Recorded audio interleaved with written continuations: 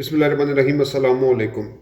جنہوں نے سرخ لکیر کھینچی، اب شاید اس لکیر کی جو سیاہی ہے وہ خشک ہو چکی ہے، یا یوں کہہ لیں کہ خشک ہو رہی ہے۔ اگرچہ بہت ساری باقیات اب بھی پچھلی اسٹیبلشمنٹ کی موجود ہیں جو اپنا اثر دکھا رہی ہیں اور اپنا بتا رہی ہیں کہ ابھی ہم اپنی جگہ پر موجود ہیں۔ تو میں آپ کو یہ دونوں چیزیں جو ہیں وہ ڈسکس کرتا ہوں آپ کے ساتھ، اور آپ کو بتاتا ہوں کہ کون سا پہلو کیا کہہ رہا ہے۔ اچھا، پہلی بات یہ ہے کہ جو میں نے بات کی ہے کہ سیاہی خشک ہو رہی ہے، اس سے میری مراد یہ ہے کہ جو نئی فوج کی قیادت آئی ہے عاصم منیر کی زیر قیادت، وہ آپ کہہ لیں کہ اپنی پالیسیز کو تبدیل کرتا ہوا نظر آ رہی ہیں۔ یعنی اب ان کی پالیسیز جو پرانی اسٹیبلشمنٹ ہے اس سے ہٹ کر نظر آ رہی ہے۔ کہ آپ کہیں گے کہ یار کیا بات کر رہا ہے، کل ہی شاہد اسلم کو گرفتار کیا گیا ہے، اب بھی ویسے ہی رویہ اپنایا جا رہا ہے۔ تو میں اس میں ایک فرق جو ہے وہ آپ کو بتاتا ہوں۔ فرق یہ ہے کہ عاصم منیر صاحب نے اپنے پہلے ہی دن، آپ کو یاد ہوگا کہ کچھ فوج کے اعلیٰ افسران تھے جن کے خلاف بغاوت کے مقدمے چلے تھے، اور ان میں ایک لیفٹیننٹ جنرل ناصر جوید صاحب تھے جن پر غداری کا جو ہے وہ مقدمہ درج ہوا تھا کہ انہوں نے کچھ سیکرٹ ایکٹ کی خلاف ورزی کی ہے، اور ان کو 14 سال قید کی سزا سنائی گئی تھی۔ اور بیسیکلی وہ پیچھے تھا کیا، جو اب باتیں سامنے آ رہی ہیں جو ان کے وکیل کہہ رہے ہیں، ان کے وکیل یہ کہتے ہیں کہ جو جنرل ناصر جوید صاحب تھے ان کا کسی گیمر کے ساتھ رابطہ ہوا تھا، اور اس گیمر نے کوئی وار پر کوئی گیم بنانی تھی، اور اس حوالے سے وہ کچھ ڈسکس کر رہا تھا اور کچھ کہنا چاہ رہا تھا کہ آرمی میں یعنی مزید میں انفارمیشن لے سکوں تو اکارڈنگ اس کے میں اس گیم کو ترتیب دے سکوں، اور اس میں پاک فوج کو دکھایا جائے اور کیسے ہوتا ہے، پاک فوج کا کیا بیہیویئر ہوتا ہے، کیا رویہ ہوتا ہے، کس طرح کی چال چلن ہوتے ہیں۔ اس پرسپیکٹو میں یہ بات کر رہے تھے، اور انہوں نے ایز اٹ از آ کر ڈسکس بھی کیا کہ میری گیمر سے یہ بات ہوئی جنرل ناصر جوید صاحب نے، ٹھیک ہے، یہ بات بھی کی، اور آرمی چیف سے بھی بات کی۔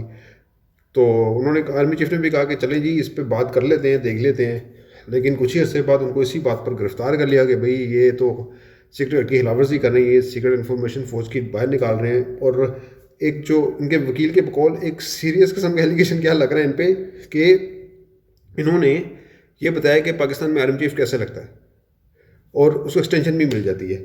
اب آرمی چیف لگتا ہے تو سب کو پتہ ہے کیسے لگتا ہے، اور ابھی تو حال ہی میں کتنی پسوڑی ڈلی رہی ہے آرمی چیف کے حوالے سے، ایکسٹینشن کے حوالے سے، تو کیا پوری دنیا کو نہیں پتہ ہوگا کہ کیا ہو رہا ہے، کس طرح سے ہمارے معاملات طے ہوتے ہیں۔ تو اگر انہوں نے یہ بات بتائی ہے، اور اگر یہی ایلیگیشن ہے، تو پھر تو یہ بڑا مضحکہ خیز قسم کا ایلیگیشن ہے جو ان پر لگایا گیا۔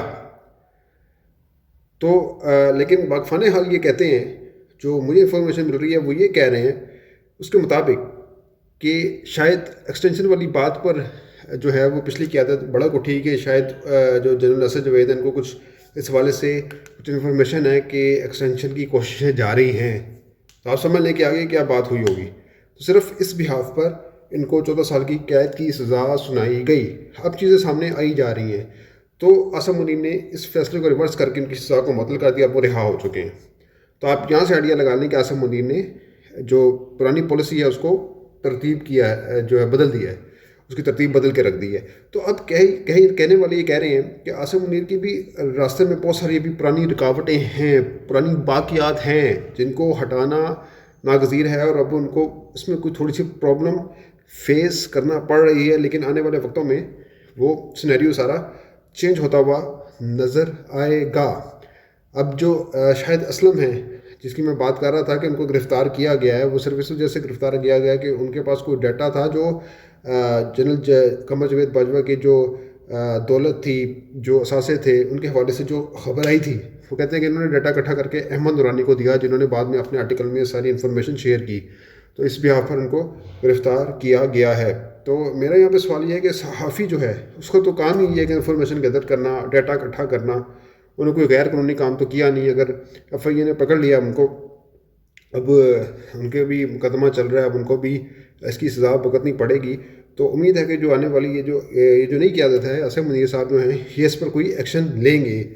تو ایک اور آپ کو میں بات بتاتا چلوں کہ آج کل یہ چرچا چل رہا ہے جی ایک نام نہاد دانشور کا، فلاسفر کا، قاسم علی شاہ صاحب، جن کے بارے میں وہی موقف میں سامنے رکھوں گا کہ وہ جس تھالی میں کھاتے ہیں اسی میں چھید کرتے ہیں، اور یہ کہہ رہے ہیں کہ جی عمران خان صاحب سے ان کی ملاقات ہوئی، اور ملاقات میں عمران خان صاحب نے ان کو ایم پی اے کا ٹکٹ کا بھی آفر دیا ہے۔ تو اور باہر آ کے پھر یہ کہتے ہیں جی کہ خان صاحب جو ہیں وہ قیامت کی سزائیں بھی دنیا میں دینا چاہتے ہیں. تو قیامت کی تو اس سے بڑی قیامت ان کو نظر نہیں آتی قاسم علی شاہ کو کہ ملک ڈیفالٹ کے دہانے پر پہنچ چکا ہے. یہ جو اربوں خربوں کی جو کرپشن ہے وہ معاف کرائی جا رہی ہے. کیا یہ کم جو ہے وہ قیامت ہے؟ قیامت سے تو کم نہیں ہے. غریب آٹے کے لیے مر رہا ہے تو کیا قاسم علی شاہ صاحب کو یہ قیامت نظر نہیں آ رہی؟ کیوں نہیں نظر آ رہی؟ کیا وجہ ہے؟ وہ کہنے والے یہ بھی کہہ رہے ہیں کہ خان صاحب سے وہ ملنے گئے ہیں کسی خاص پرسپیکٹو میں کہ شاید ان کا بھی کوئی نام پی ٹی ایم کی طرف سے تجویز ہو جائے. حالانکہ ابھی تو پی ٹی آئی کی جانب سے 3 نام سامنے آ گئے ہیں نا, تو اب اس میں سے ایک سلیکٹ ہونا ہے. ان میں قاسم علی شاہ صاحب کا تو نام نہیں ہے وزیر اعلیٰ پنجاب کے نام نگران سیٹ اپ کے لیے. تو عمران خان صاحب بقول ان کے کہ عمران خان صاحب نے ان کو ٹکٹ آفر کیا ہے ایم پی اے کا. تو اگر ایم پی اے کا ٹکٹ وہ تو زیادہ ان کے لیے بہتر ہے کہ 5 سال کے لیے منتخب ہو جائیں گے, لیکن مجھے نہیں لگتا کہ ہم منتخب ہو پائیں گے کیونکہ جو ان کی درگت بن چکی ہے نا, جو ان کی حالت ہو چکی ہے, جو یہ فلسفے مارتے تھے. دیکھیں جو کام جو آدمی کو آتا ہے نا وہی کرنا چاہیے. ہر کوئی عمران خان نہیں بن سکتا کہ کرکٹر سے وہ پولیٹیشین بن جائے. تو اب یہ جو جس طرح کے انہوں نے فتوے صادر کیے جی کہ قیامت کی سزائیں بھی دنیا میں دینا چاہتے ہیں عمران خان صاحب, اور ان سے پوچھتے ہیں جی لیڈر کی کیا ڈیفینیشن ہے, تو یہ ہے وہ ہے. ایک لیڈر کو آپ پوچھ رہے ہیں کہ لیڈر کی کیا ڈیفینیشن ہے, تو آپ مطلب اس کا ایک امتحان لے رہے ہیں, ٹیسٹ لے رہے ہیں, یا آپ اس کو نیچا دکھانے کے لیے یہ کہنا چاہ رہے ہیں کہ تجھے تو پتہ بھی نہیں ہے کہ لیڈر کیا ہوتا ہے اور تو وزیر اعظم بن رہا ہے.